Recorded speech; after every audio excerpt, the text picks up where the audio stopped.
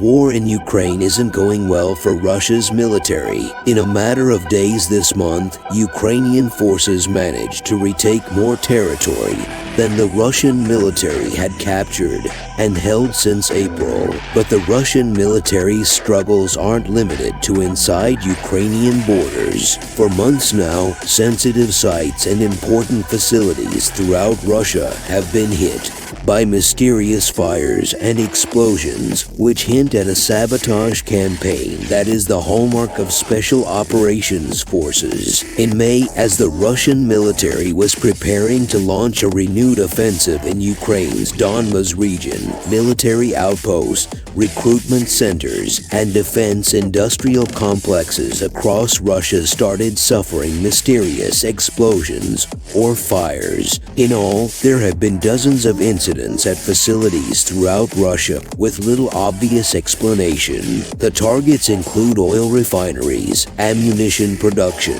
and storage facilities, aerospace and defense companies, and communications infrastructure. The attacks appear to be part of an effort to undermine and degrade the Russian military's offensive capabilities. The perpetrators may not all be working together. In May, for example, Russian authorities caught 2 Russian teenagers throwing Molotov cocktails at a military commissariat, essentially a recruitment station. Dozens of commissariats have been attacked in Russia this year, which suggests some Russians, especially those likely to be drafted into the military, are opposed to the war. But the suspected attacks seem to focus on a narrow set of targets, and the incidents have largely aligned with what military special operations units would be tasked with as part of an unconventional warfare campaign. Unconventional warfare is a skill set that the U.S. Special Operations community excels at,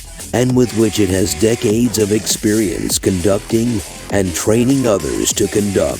Since the U.S. military cannot directly involved in the fighting in Ukraine, but indirectly there is a chance that U.S. Army assisting the Ukrainian commandos, and the source of the suspected attacks is likely U.S.-trained Ukrainian commandos or Russian dissidents, perhaps a combination of both. Such a guerrilla campaign may gain steam if Russia continues to fail in Ukraine, and it could take many forms. At the start, it may look like a disruption campaign, like the one we saw in Belarus with the trains. Targeting and attacking the supply lines and other soft targets is always on the list. Next on the list would be harder targets, such as military convoys, bases, or even attacks on command and control facilities and headquarters. After 2014, when Russia attacked Ukraine by seizing Crimea and invading the Donbas, U.S. Special Operations Command ramped up its training, assistance, and advising for Ukrainian forces, which has Europe as its area of operations, have been pivotal in bringing up the Ukrainian Special Operations community up to speed. The effectiveness of that American instruction is now visible to the world in the Ukrainian military's operations. Some of those operations appear to have struck inside Russian territory, including an attack on a fuel dump in the city of Belgorod in April that Russia blamed on Ukrainian helicopters,